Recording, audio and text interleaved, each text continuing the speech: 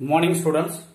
Today now we are discussing about plus 1 la third chapter tissue level of organization la connective tissue அப்படிங்கற ஒரு heading பார்ப்போம். இப்போ இந்த animal tissue உடைய sub heading தான் என்னன்னு கேட்டா கனெக்டிவ் டிஷ்யூ அப்படினு சொல்லுவாங்க. இணைப்பு டிஷ்யூ நம்ம ஆல்ரெடி பார்த்திருக்கோம். The animal tissue can classified into 4 type based on size, shape and function அப்படினு சொன்னோம். Then அதுல பாத்தீங்க அப்படினு கேட்டா epithelial முடிஞ்சது. Then next heading connective tissue. இணைப்பு திசுன்னு சொல்லுவாங்க.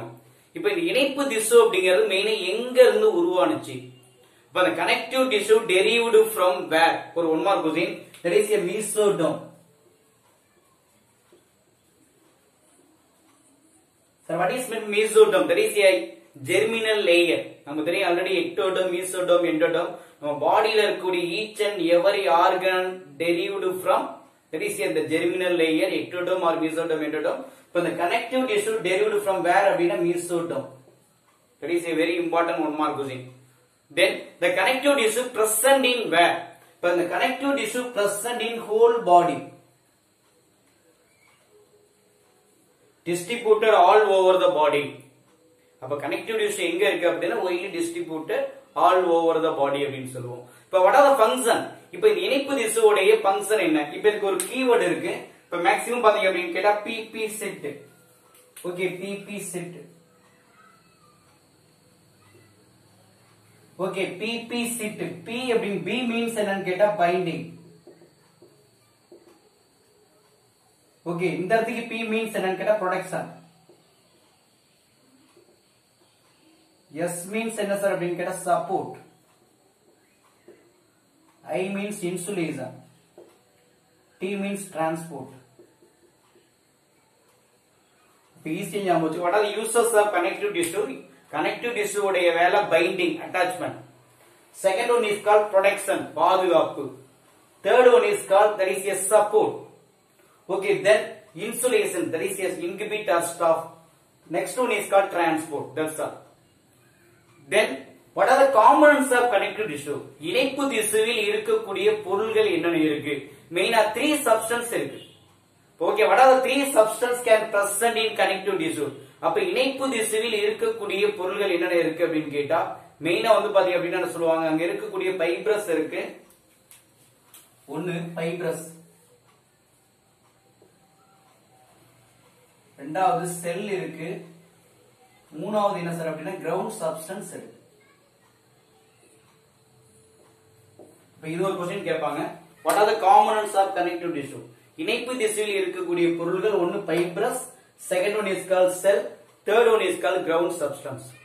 Okay, then but in this connective tissue can classify into 3 type. One is called loose connective tissue, second one is called dense connective tissue, third one is called specialized connective tissue அப்படினு பிரிச்சிருக்காங்க. இதுல first loose connective tissue. Okay, அப்ப loose connective டிஷ்யூனா என்ன? அப்ப loose connective tissue எங்க இருக்கு sir? அப்ப இந்த லூஸ் கனெக்டிவ் டிஷ்யூ எங்க சார் இருக்கு அப்படினா இதுல இருக்கக்கூடிய செல்ஸ் அண்ட் ஃபைபர்ஸ் ஒரே லைன் தான். அப்ப இங்க இருக்கக்கூடிய செல்ஸும் ஃபைபர்ஸும் தட் இஸ் என்ன செல்ஸ்? ஓகே, இந்த ஃபைப்ரோபிளாஸ்ட் அப்படிங்கிற செல்ஸ் ஃபைபர்ஸ் இது ரெண்டு எப்படி அரேஞ்ச்மென்ட் ஆயிருக்கு அப்படினு கேட்டா that is a loosely arranged. ஒரே லைன் தான். Cells and fibres loosely arranged. இங்க எங்க சார் அப்படினு கேட்டா semi solid ground substance. Okay, அங்க இருக்கக்கூடிய semi fluid, not semi solid, அதாவது semi fluid. அப்ப semi fluid ground substanceல வந்து பாத்தா லூசா அரேஞ்ச்மென்ட் ஆயிருக்கும். அதனால தான் அதுக்கு பட்ட பேரே loose connective tissue. ஈஸியா அண்டர்ஸ்டாண்ட் ஆயிடுச்சா? ஏன் அதுக்கு loose connective tissue சொல்லிருக்காங்க? அங்க இருக்கக்கூடிய செல்ஸும் ஃபைபர்ஸும் loosely arranged எங்க? That is a semi fluid of ground substanceல லூசா அரேஞ்ச்மென்ட் ஆயிருக்கு. That's all. Then the loose connective tissue further classified into 3 types. One is called areolar, second one is called adipose tissue, third one is called reticular. Okay, one is areolar, second one is called adipose tissue, third one is called reticular tissue அப்படினு சொல்லுவோம். First areolar tissue னா என்ன? adipose tissue னா என்ன? reticular tissue னா என்ன? எங்க இருக்கு? இப்போ ஈஸியா ஞாபகம் வச்சுக்கோ. areolar அப்படினா ஏரேஷன், காற்றோட்டம். அப்ப அப்ப ஏரியோலார் செல்ஸ் டிஷ்யூ எங்கடா இருக்கு அப்படின்னு கேட்டா ஒரே லைன் தான், beneath the skin. Areolar tissue there is presence of எங்க அப்படினா beneath the skin அப்படின்னு சொல்லுவோம், அல்லது under the skin அப்படின்னு சொல்லுவாங்க. then what are the uses? இப்ப ஏரியோலார் டிஷ்யூ உடைய வேலை என்ன? that is a support framework, ஒரே லைன் தான்.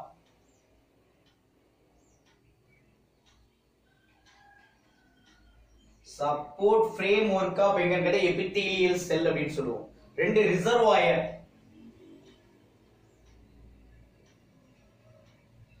எது சார் அப்படினா water and salt. so it is called tissue fluid.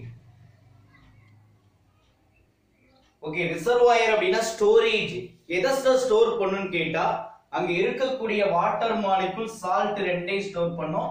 so in this fluid is called tissue fluid னு சொல்லுவோம். then அங்க இருக்கக்கூடிய வந்து பாத்தீங்க அப்படின்னு கேட்டா cells. what are the cells can present? என்னென்ன செல்ஸ் இருக்கு அப்படினா மெயினா மூணு செல்ஸ் இருக்கு. ஒன்னு மேக்ரோபேஜஸ், ரெண்டு மாஸ்ட் செல், மூணு ஃபைப்ரோபிளாஸ்ட். சரி, இது மூணுமே என்னன்னு இம்யூன் செல் அப்படின்னு சொல்லுவோம். ஓகே, ஃபுல்லா எழுத இடம் பத்தல, நீங்க அப்படியே நோட் பண்ணிக்கோ. மேக்ரோபேஜஸ் அப்படிங்கிறது large irregular shape of WBC. what are the uses அப்படின்னு கேட்டா there is a phagocytic nature, engulfing pathogen, நுண்ணுயிரிகளை பிடிச்சி விழுங்கக்கூடிய பண்பை பெற்று இருக்கக்கூடிய செல் phagocytic cell. ரெண்டாவது master sell. the master cell can producing three type of hormone. ஒன்னு வந்து பாத்தீங்க அப்படினா ஹிஸ்டமைன் ஒன்னு சொல்லுவோம், ரெண்டாவது செரோட்டோனின், மூணு என்ன சார் அப்படின்னு கேட்டா புரோஸ்டோகிளாண்டின் அப்படின்னு சொல்லுவாங்க. ஓகே, இப்போ இது மூணுமே எதுல இன்வால்வ் ஆகுது அப்படினா இன்ஃப்ளமேட்டரி ரெஸ்பான்ஸ் அப்படின்னு சொல்லுவோம். then next fibroblast, that is a fat cell, it can producing interferon. interferon உடைய வேலை antiviral protein, that is against the virus. Okay, அப்ப இந்த மூணு செல்லுமே எங்க இருக்கு அப்படின்னு கேட்டா ஏரியோலார்ல இருக்கு. Okay, then second one is called என்னன்னு கேட்டா adipose tissue. Okay, second one is called adipose tissue னு சொல்லுவோம்.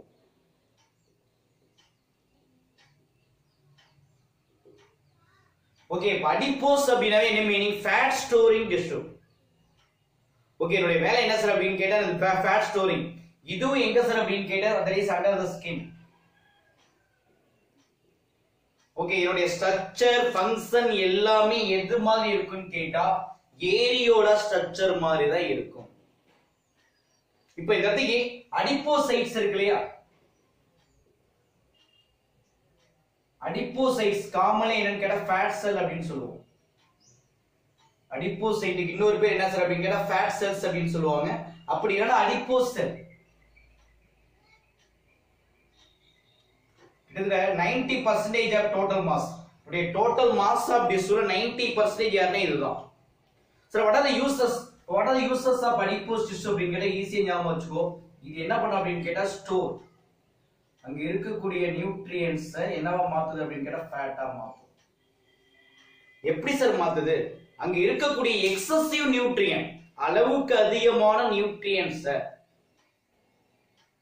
ஓகே நாட் யூட்டிலைஸ்ட் இமிடியேட்லி, இமிடியேட்டா பயன்படுத்த முடியாத அளவுக்கு கன்வெர்ட்டட் இன்டு ஃபேட்டா மாத்தும். ஓகே, தென் ஸ்டோர்ட் இன் எங்க சார் அப்படினா அடிப்போஸ் டிஷ்யூ. ஓகே, அப்ப இது மேக்ஸிமம் எப்படி சார் இன்வால்வ் ஆகுது அப்படின்னு கேட்டா நீங்க ஈஸியா ஞாபகம் வச்சுக்கீங்க. அடிப்போசைட்ஸ்ல அடிப்போஸ் டிஷ்யூல நிறைய வாஸ்குலர் ஆர் வாஸ்குலரைஸ்டு. வாஸ்குலரைஸ்ட் அப்படின்னு கேட்டா என்ன மீனிங்? பிளட் சர்க்குலேஷன் நல்லா இருக்கும். அப்ப பிளட் சர்க்குலேஷன் நல்லா இருக்குன்னா என்னுடைய மெட்டபாலிக் ஆக்டிவிட்டி குட்டா இருக்கும். மெட்டபாலிக் ஆக்டிவிட்டிஸ் வந்து பார்த்தா சிறப்பா செயல்படும் சொல்லுவோம். அண்டர்ஸ்டாண்டா? அப்ப அந்த ஃபாஸ்டிங் டைம்ல இட் கேன் ப்ரொவைடிங் என்ன சார்னா எனர்ஜி. ஒரே லைன் தான். அப்ப அந்த ஃபாஸ்டிங் ஆஃப் டைம்ல these cells maintain life, நம்மளுடைய லைஃபையே மெயின்டைன் பண்ணும். எப்படி? producing supply of energy fuels. Okay, ஆற்றலை கொடுத்து. தென் நெக்ஸ்ட் இப்ப இந்த அடிப்போசைட்ஸ் இருக்கு இல்லையா, இது எங்கெங்கெல்லாம் இருக்கு? It can classified into two type of fat அப்படின்னு சொல்லுவாங்க. ஒன்னு ஒயிட் ஃபேட், இன்னொன்னு பிரவுன் ஃபேட் அப்படின்னு சொல்லுவோம். ஒயிட் ஃபேட்னா என்ன, பிரவுன் ஃபேட்னா என்ன? அப்ப ஈஸியா ஞாபகம் வச்சுக்கோ. இந்த அடிப்போசைட்ஸ் கேன் பிரசன்டிங் என்னன்னு கேட்டா சப்குட்டேனியஸ் ஆஃப் ஸ்கின். ஸ்கின்ல இருக்கு. அதே மாதிரி சரௌண்டிங் கிட்னில இருக்கும். அதே மாதிரி அடுத்து நெக்ஸ்ட் ஐபால்ல இருக்கு. அதே மாதிரி நெக்ஸ்ட் வந்து பாத்தீங்க அப்படின்னா ஹார்ட்ல இருக்கு. So it is called white fat அப்படின்னு சொல்லுவோம். அப்ப what is mean by white fat? அதாவது அங்க இருக்கக்கூடிய subcutaneous surrounding skin surrounding then next வந்து பார்த்தா அப்படின்னா வந்து அங்க இருக்கக்கூடிய eyeball then heart. so in this adipocyte is called white fat cell அப்படின்னு சொல்லுவோம். இதுவே brown fatல பாத்தீங்க அப்படின்னா இந்த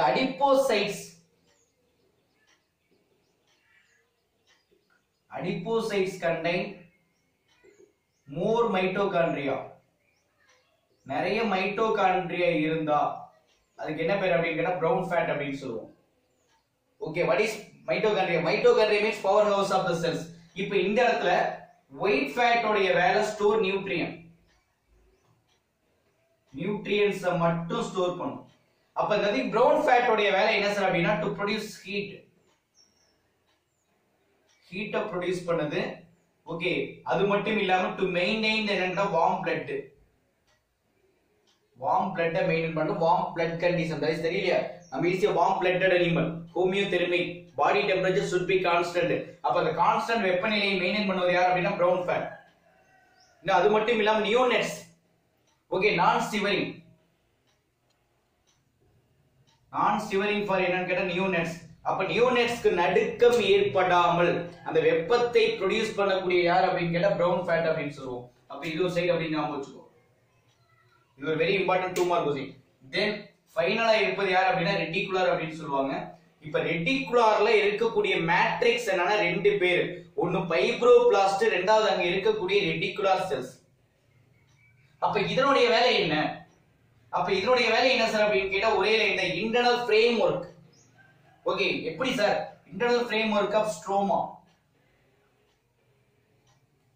ஓகே, அங்க இருக்கக்கூடிய சப்போர்ட் பிளட் செல்ஸ், அதே மாதிரி லிம் நோடு, ஸ்ப்ளீன், அதாவது லார்ஜ் லிம்போசைட்ஸ், இந்த எல்லாத்துக்குமே வந்து பாத்தீங்க அப்படின்னா ஒரு இன்டர்னல் ஃப்ரேம் ஒர்க்காக இருப்பது யார் அப்படின்னு கேட்டா ரெட்டிகுலர் டிஷ்யூ தான். ரெட்டிகுலர் வந்து பாத்தீங்க அப்படின்னா லூஸ் கனெக்டிவ் டிஷ்யூன்னு சொல்லுவோம். Okay, then second one is called என்னன்னு கேட்டா டென்ஸ் கனெக்டிவ் டிஷ்யூ அப்படின்னு சொல்லுவாங்க. இப்போ இந்த டென்ஸ் ஓகே, ஏன் அதை டென்ஸ் கனெக்டிவ் டிஷ்யூன்னு சொல்றோம்? அங்க இருக்கக்கூடிய கோலோஜன் ஃபைபர்ஸ் இருக்கு இல்லையா, கோலோஜன் ஃபைபர்ஸ் அண்ட் அங்க இருக்கக்கூடிய other substance. Okay, collagen fibres and fibroblast இது எப்படி ஃபார்ம் ஆயிருக்குன்னா compactly packed. Okay, densely packed. அங்க இருக்கக்கூடிய டென்ஸ் ஃபைபர்ஸும் செல்ஸ் எப்படின்னா டைட்லி பேக்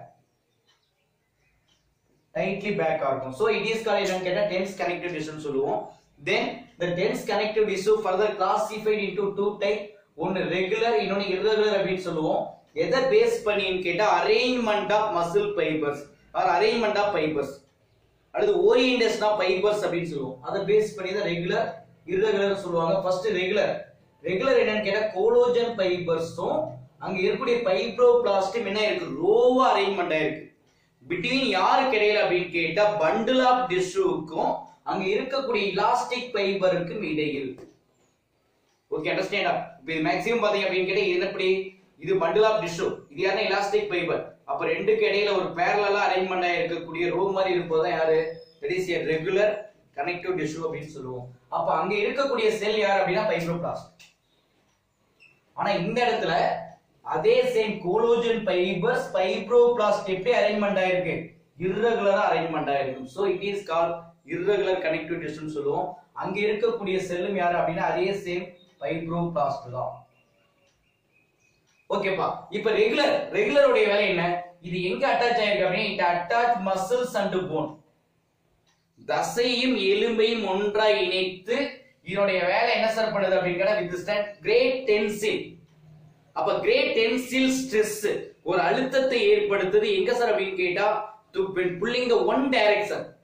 ஓகேவா, மேக்ஸிமம் பாத்தீங்க அப்படின்னா புல்லிங் ஃபோர்ஸ் எங்க சார் அப்படின்னு கேட்டா ஒன் டைரக்ஷன், ஒரு டைரக்ஷனில் இருந்து வரக்கூடிய அழுத்தத்தை தாங்கக்கூடிய கெபாசிட்டியை பெற்றிருப்பது யார் அப்படின்னா ரெகுலர் அப்படின்னு சொல்லுவோம். இது அப்படியே ஆப்போசிட், இதனுடைய டென்ஷன் எக்ஸர்டட் என மெனி டைரக்ஷன், இது யூனிட் டைரக்ஷன் அங்க மெனி டைரக்ஷன். அப்ப ப்ரொவைட் என்னன்னு கேட்டா ஸ்ட்ரக்சரல் ஸ்ட்ரென்த். ஓகே, அமைப்பு ரீதியான செயல்பாட்டை தூண்டக்கூடியது யார் அப்படின்னா இந்த இடத்துல irregular அப்படின்னு சொல்லுவாங்க. ஓகேப்பா. இப்போ மேக்ஸிமம் எங்க இருக்கு? அதாவது பிரசன்ஸ் ஆஃப் வந்து பாத்தீங்கன்னா ரெகுலர் டென்ஸ் கனெக்டிவ் டிஷ்யூன்னு சொல்லுவாங்க. மெயினா டெண்டான்ல ஒன்னு இருக்கு, லிகமெண்ட்ஸ்ல இருக்கு. இப்போ வாட் இஸ் டெண்டான்னா என்ன, லிகமெண்ட்னா என்ன? சார் டெண்டான் அப்படிங்கிறது ஒரு கனெக்டிவ் டிஷ்யூன்னு சொல்லுவாங்க, லிகமெண்ட் அப்படிங்கிறது ஒரு கனெக்டிவ் டிஷ்யூன்னு சொல்லுவோம். டெண்டானுடைய வேலை ஸ்கெலிட்டல் மசிலையும் போனையும் இணைக்கக்கூடிய ஒன்று, ஒரு இணைப்பு, ஒரு டிஷ்யூ. அங்க இருக்கக்கூடிய ஸ்கெலிட்டல் மசில் அண்ட் போன். அதே மாதிரி லிகமெண்ட், லிகமெண்ட் உடைய வேலை இதுவும் வந்து ஒரு connective tissue that can connect bone and bone. எலும்பையும் இணைப்பது யார் அப்படின்னா லிகமெண்ட். That's all. ஓகே, இது ஒரு இணைப்பு திசு, இது ஒரு இணைப்பு திசு. ஆனா இங்க சம் எலாஸ்டிக் ஃபைபர்ஸ் பிரசன்ட் எங்க சார் அப்படின்னு கேட்டா இது எங்கெங்கெல்லாம் இருக்கலாம்? அதாவது மெயினா வந்து பாருங்க லெதர் டெர்மிஸ். ஓகே, டெர்மிஸ் ரீஜன்ல. ஓகே, டெர்மிஸ் மீன்ஸ் என்னது? Inner layer of skin. அதுல என்னன்னு கேட்டா லெதரி டெர்மிஸ் அப்படின்னு கொடுத்திருக்காங்க. ஓகே, அது மட்டும் இல்லாம fibrous capsule organ. Fibrous capsule organ யாரெல்லாம் சொல்லலாம்? கிட்னி கொடுத்திருப்பாங்க, போன் கொடுத்திருப்பாங்க. அதே மாதிரி அடுத்து நெக்ஸ்ட் வந்து பாத்தீங்க அப்படின்னு கேட்டா அங்க இருக்கக்கூடிய என்னது மசில்ஸ், ஓகேவா, எக்ஸெட்ரா. ஓகே, அப்ப எங்க இருக்கு? டெர்மிஸ்ல லெதரி பார்ட்ல இருக்கு. ரெண்டாவது வந்து பாத்தீங்க அப்படின்னா ஃபைப்ரஸ் கேப்சூல் லேயர் கிட்னில இருக்கு, போன்ல இருக்கு, மசில்ஸ்ல இருக்கு. தென் நெக்ஸ்ட் வந்து பாத்தீங்க அப்படின்னு கேட்டா ஜாயின்ல இருக்கு, எக்ஸெட்ரா. எல்லா இடத்துலயும் இருக்கிறது யாரு? irregular fibers அப்படின்னு சொல்லுவோம். Okay, then third elastic connective டிஷ்யூன்னு சொல்லுவாங்க. இது ஹை ப்ராப்பர்ஸ் ஆஃப் என்ன சார் அப்படின்னா எலாஸ்டிக் ஃபைபர். இங்க அதிகப்படியான எலாஸ்டிக் ஃபைபர்ஸ் இருக்கும். அப்ப இதனுடைய மேட்ரிக்ஸ், அப்ப இதனுடைய மேட்ரிக்ஸ் உங்களுக்கு என்ன ஃபார்ம் ஆயிருக்குன்னா நிறைய எலாஸ்டிக் ஃபைபர்ஸ் இருக்கு. இதனுடைய வேலை இது எதை சார் அலோவ் பண்ணுது அப்படின்னு கேட்ட டிஷ்யூவை ஸ்டிச்சிங். ஓகே, தையல் அப்படின்னு சொல்லி ஸ்டிச்சிங்காக ஒண்ணு. ரெண்டாவது pulsating flow of blood vessel. ரத்த குழாய் வந்து குதித்து ஓடுது, தண்ணி குதித்து ஓடுது இல்லையா? அது மாதிரி ரத்த குழாயில ரத்தம் குதித்து ஓடுவதற்கான காரணங்கள் ஆல்டர்னேட் கான்ட்ராக்ஷன் அண்ட் ரிலாக்சேஷன், சுருங்கி விரிவதற்கு ஏற்றவாறு கொடுக்குன்னு சொல்லுவோம். அது மட்டும் இல்லாம பேசிவ் ரீகாயில் ஆஃப் லங்ஸ். அப்ப லங்ஸ்ல ஏற்படக்கூடிய அதே same alternate contraction and relaxation அப்படின்னு சொல்லுவாங்க. ஓகே, தென் ஃபைனலா பாத்தீங்க அப்படின்னு கேட்டா உங்களுக்கு என்ன சொல்லுவாங்க? இது எங்க சரி இருக்கு? What are the organs? Okay, அப்ப எந்தெந்த ஆர்கன்ல எலாஸ்டிக் ஃபைபர்ஸ் வந்து பாத்தா பிரசன்ட் ஆயிருக்கலாம் அப்படின்னு கேட்டா மெயினா ஒரு 2-3 கொடுத்திருந்தாங்க. அதாவது மேக்ஸிமம் வந்து பாத்தா ஆர்டரி. ஓகே, எங்க ஃபவுண்ட் ஆயிருக்கு? லார்ஜ் ஆர்டரியில, பெரிய ஆர்டரின்னு சொல்லுவாங்க. That is aorta. Largest artery அப்படினாவே என்ன சொல்லுவாங்க? அயோட்டா. அதே மாதிரி the ligament adjacent, the ligament adjacent எங்க அப்படின்னு கேட்டா vertebral column. ஓகே, இந்த ligament adjacent என்னன்னு கேட்டா vertebral column அப்படின்னு சொல்லுவோம். 33 vertebrae இருக்கு இல்லையா, அதை அட்ஜஸ்ட் பண்ணக்கூடிய இடத்துல. ஓகே, அதே மாதிரி நெக்ஸ்ட் வந்து பார்த்தா அப்படின்னா wall of bronchioles. Okay, wall of bronchioles இந்த இடத்துல யார் ஃபார்ம் ஆயிருக்கு அப்படின்னு கேட்டா இந்த யார் இருக்கு அப்படின்னு எலாஸ்டிக் கனெக்டிவ் டிஷ்யூ இருக்கும். தென் தேர்ட் ஸ்பெஷலைஸ்ட் கனெக்டிவ் டிஷ்யூல பாத்தீங்க அப்படின்னு கேட்டா இது ஸ்பெஷல். அவனே கொடுத்தா ஸ்பெஷல். there are 3 டைப் இருக்கு சார். ஒன்னு கார்டிலேஜ், போன், பிளட்னு சொல்லுவோம். கார்டிலேஜ் அப்படின்னு கேட்டாவே குருத்தெலும்புன்னு சொல்லுவாங்க. ஓகே, அப்ப கார்டிலேஜ் வந்து எப்படி சார் ஃபார்ம் ஆயிருக்கு? அங்க இருக்கக்கூடிய இன்டர் செல்லுலார் மெட்டீரியல் இருக்கு இல்லையா சார், இந்த கார்டிலேஜ்ல இன்டர் செல்லுலார் மெட்டீரியல் எப்படி ஃபார்ம் ஆயிருக்கும்? சாலிடா இருக்கும், பிளியபிளா இருக்கும். சாலிட் திடமானதாகவும், பிளியபிள் உடைக்கக்கூடியதா இருக்கும். ரெண்டு ரெசிஸ்டன்ட் கம்ப்ரஸர். ஆனா அங்க இருக்கக்கூடிய செல் யார் அப்படின்னா chondrocytes. That is a cartilaginous cells. Chondrocytes அப்படினா என்ன மீனிங்? cartilaginous cells, குருத்தெலும்பு செல்கள் காணப்படும்னு சொல்லுவோம். ஆனா இங்க போன்ல பாத்தீங்க அப்படின்னா அங்க இருக்கக்கூடிய இன்டர் செல்லுலார் மெட்டீரியல் அதே சாலிடா இருக்கும். தட் இஸ் ஹார்ட், கடினமானதா இருக்கு. நான் பிளியபிள், உடைக்க முடியாத மாதிரி இருக்கும். அதே மாதிரி அதோட கிரவுண்ட் சப்ஸ்டன்ஸ் என்ன இருக்கு அப்படின்னு கேட்டா அதிகப்படியான கால்சியம் சால்ட் இருக்கு சார். ரெண்டாவது கோலோஜன்ஸ். அதிகப்படியான கால்சியம் சால்ட்டும் கோலோஜன் ரெண்டுமே காணப்படும். ஓகே, அது கோலோஜன் ஃபைபர்ஸ் அப்படின்னு சொல்லுவோம். சரி, இப்போ இது மோஸ்ட் ஆஃப் தி எங்க சார் இருக்கு அப்படின்னு கேட்டா என்ன எழுதுவேன்? கார்டிலேஜ். அதாவது ஏர்லி எம்பிரியோல இருக்கக்கூடிய கார்டிலேஜ் உனக்கு என்னவா மாற்றம் அடையலாம்னு கேட்டா அதாவது டெவலப்டு இன்டு போனா மாறலாம். ஓகே, அப்ப மோஸ்ட் ஆஃப் தி என்ன சார் அப்படின்னு கேட்டா ஏர்லியஸ்ட் அல்லது கார்டிலேஜ் இன்வெர்டிபிரேட்ஸ் இருக்கு இல்லையா, கார்டிலேஜ் இன்வெர்டிபிரேட் எம்பிரியோ உனக்கு என்னவா கன்வெர்ட் ஆகுன்னு கேட்டா அப்படியே அடல்ட்ல வந்து பாத்தீங்க அப்படின்னா போனா மாறும், ரீப்ளேஸ் ஆயிரும். அப்ப இது எங்கெல்லாம் இருக்கலாம்? மெயினா வந்து பாத்தீங்க அப்படின்னா டிப் ஆஃப் நோஸ், குருத்தெலும்பு, டிப் ஆஃப் நோஸ். அதே மாதிரி பின்னா காது மடல் அப்படின்னு சொல்லுவோம் பின்னா.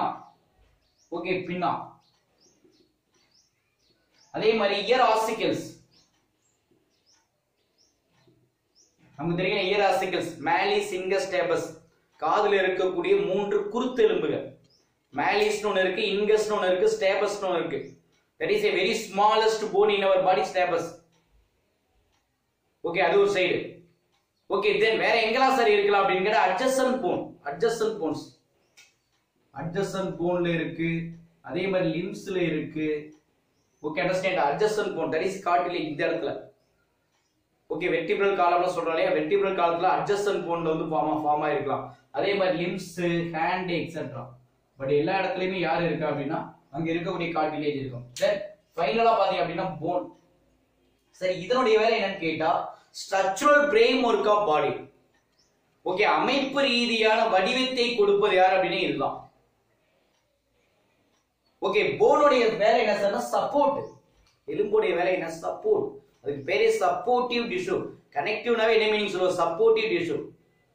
ப்ரொடெக்ட் எதை சார் ப்ரொடெக்ட் பண்ணுது மேக்ஸிமம் பாத்தீங்க அப்படின்னு கேட்டா there is a internal organs. உள் உறுப்புகளை பாதுகாப்பாக வைத்துக் கொள்வது யார் அப்படின்னு கேட்டா அங்க இருக்கக்கூடிய போன் எலும்பு. ஓகே யார இன்டர்னல் டிஷ்யூ சொல்லலாம், இன்டர்னல் ஆர்கன்ஸ் சொல்லலாம். அங்க இருக்கக்கூடிய போன் செல் யாரு, ஆஸ்டியோசைட்ஸ்.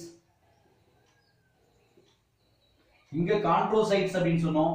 இங்க இருக்கக்கூடிய செல்ஸ் யார் அப்படின்னா ஆஸ்டியோசைட்ஸ். சரி இப்ப இந்த ஆஸ்டியோசைட்ஸ் எங்க இருக்கு? ஓகே அங்க ஆஸ்டியோசைட்ஸ் பிரசன்ட் இன் எங்க சார் அப்படின்னா ஸ்பேஸ்.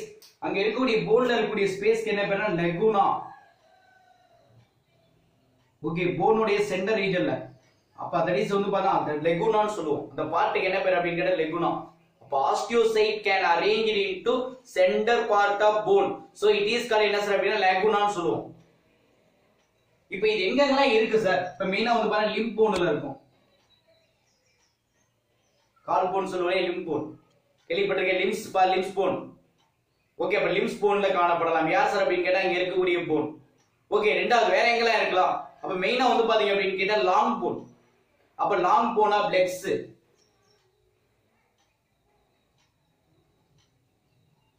ஓகே கை போனு, கால் போனு.